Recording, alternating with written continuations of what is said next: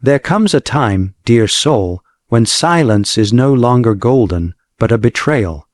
When love must stop enabling evil and instead must speak with holy fire. The narcissist thrives on confusion on yourself, doubt, and on your mercy twisted against you. They mistake your patience for permission and your compassion for weakness. But let us recall, even Christ turned over the tables in the temple, not in hatred, but in truth. Truth that disarms manipulation. So what do you say to a narcissist so that they never disrespect you again? You say, I know who I am in God, and I don't need your approval to breathe, to think, or to walk away. Because when you speak from the strength of the soul, not the scars of the ego, you speak with an authority they cannot imitate and a dignity they cannot touch. I refuse to negotiate my worth. That sentence alone dismantles the entire foundation upon which a narcissist stands. You see, the narcissist feeds on your uncertainty. They prey upon your need to be seen, heard, understood, and twist it into a stage where they are the only audience and you are forced to perform. But when you say, I refuse to negotiate my worth, you are saying, this is not a negotiation table, this is a boundary line.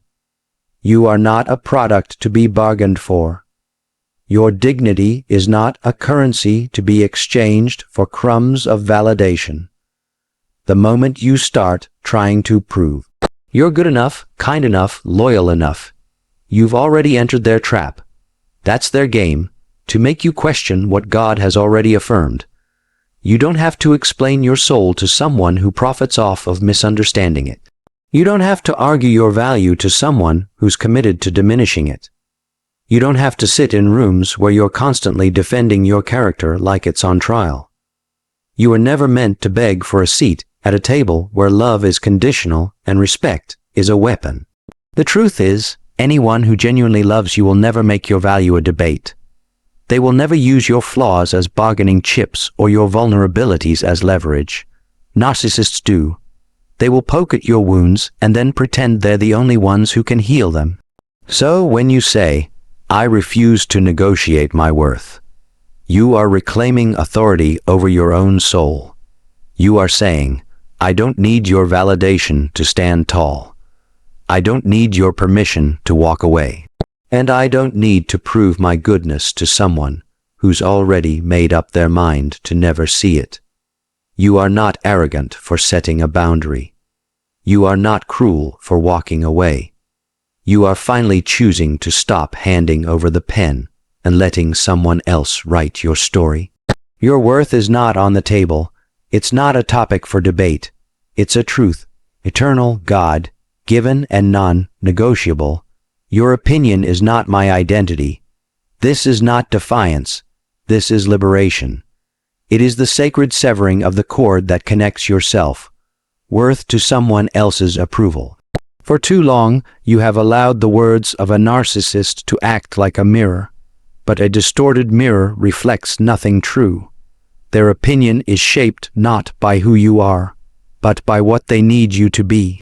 They twist perception, project their own pain, and then hand it back to you like a verdict.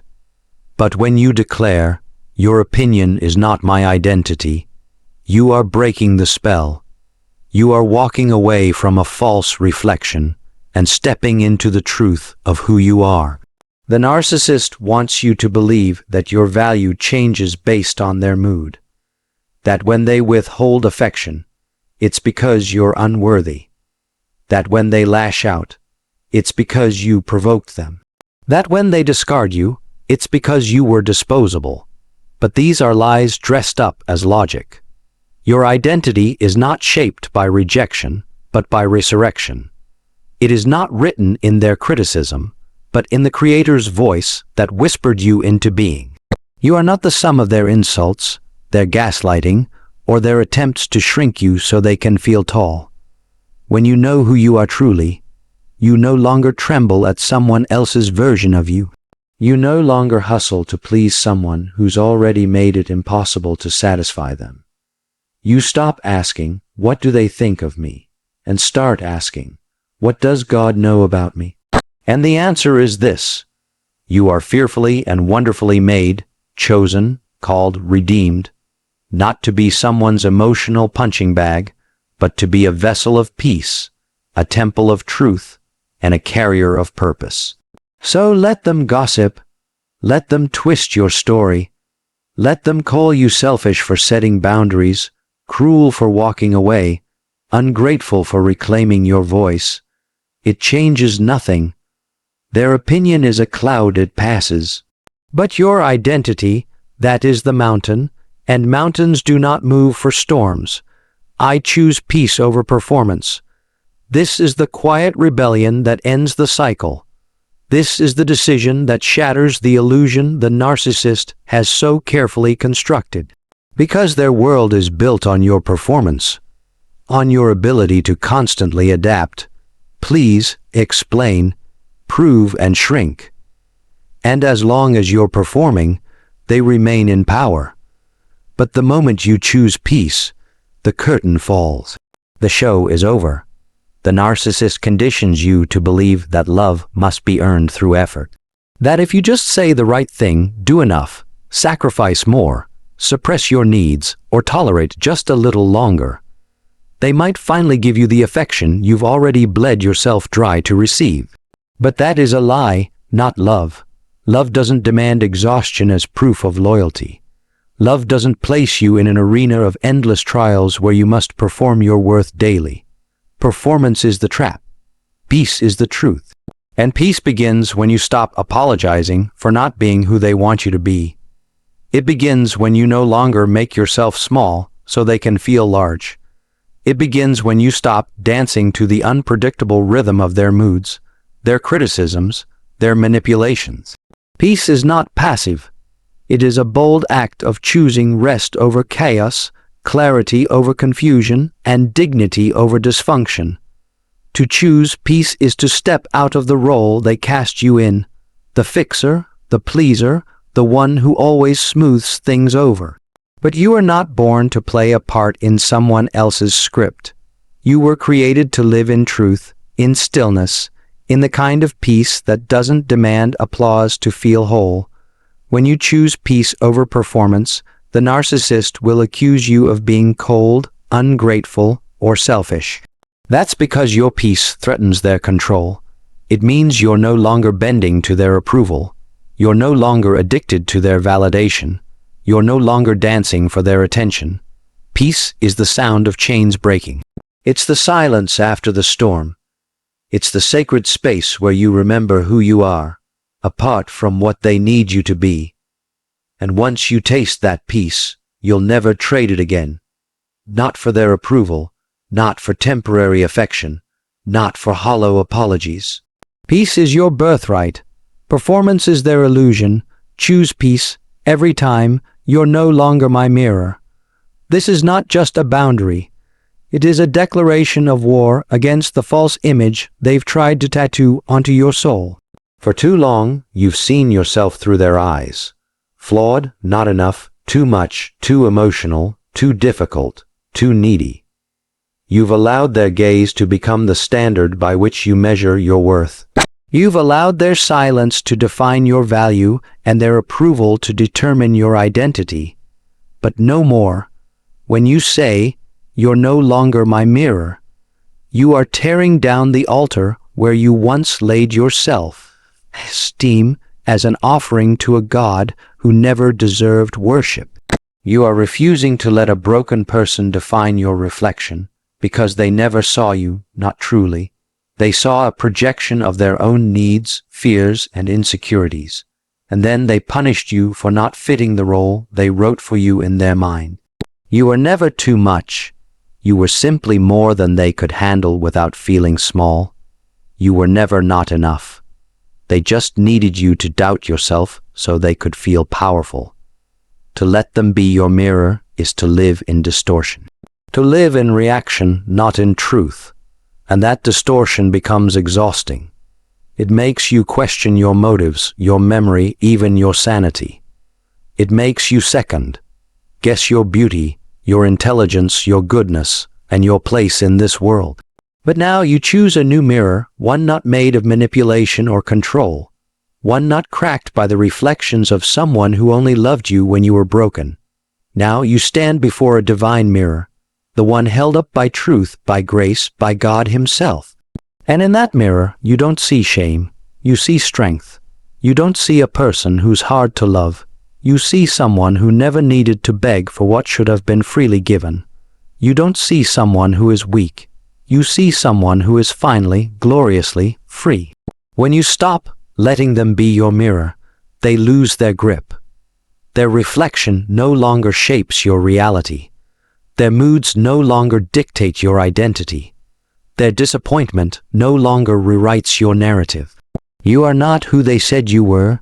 You are who you know you are, and your reflection is no longer in their eyes.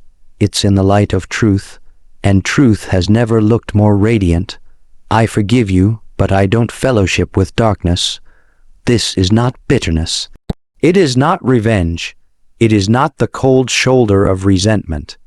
It is the sacred clarity that comes when you've seen evil up close, disguised as charm, cloaked in manipulation, and whispered through the mouth of someone who claimed to love you. Forgiveness is not forgetting. It is not allowing someone back into your life so they can reopen the very wounds you've spent months or years trying to heal. Forgiveness is freedom. It is the decision to release yourself from the chains of hate, from the burden of waiting for them to apologize, and from the need to see them suffer for what they did. You forgive, not because they deserve it, but because you deserve peace. But let's be clear, forgiveness is not fellowship. Forgiveness is internal. It happens in your spirit, between you and God. Fellowship is external. It requires trust, safety, honesty. And there can be no fellowship where deception reigns, where love is a weapon, and where darkness wears the mask of light. You can say, I release you, and still close the door. You can bless them from afar and still block their access to your soul. You can carry no hatred in your heart and still carry the wisdom to walk away. The narcissist will accuse you of being unforgiving when you set boundaries. They will call you bitter when you no longer tolerate abuse. They will call you cold when you stop catering to chaos. But that's because they want your forgiveness to mean access. They want your healing to include them, so they can reopen the wound. But there comes a time when you must say, I choose the light, I choose truth, I choose life, and if you insist on dragging darkness with you, I will not walk beside you anymore. Some relationships cannot be reconciled because reconciliation requires repentance. And repentance requires humility, something a narcissist rarely possesses. You can forgive without reuniting. You can love someone and still leave them behind. You can let go without turning back. And in doing so, you honor not only your healing, but the God who gave you the wisdom to stop drinking from a poisoned well. So yes, I forgive you, but I no longer confuse grace with gullibility. I no longer mistake love for loyalty to pain. And I no longer walk in the shadow of someone who refuses to face the light, because where I'm going darkness cannot follow. So what do you say to a narcissist is truly? You say the words they fear most. You no longer have the power to define me. You say the truth they cannot fight. I belong to someone greater, and I choose freedom. And you say it not with vengeance, but with calm, sacred authority, the kind that shakes empires and sets captives free.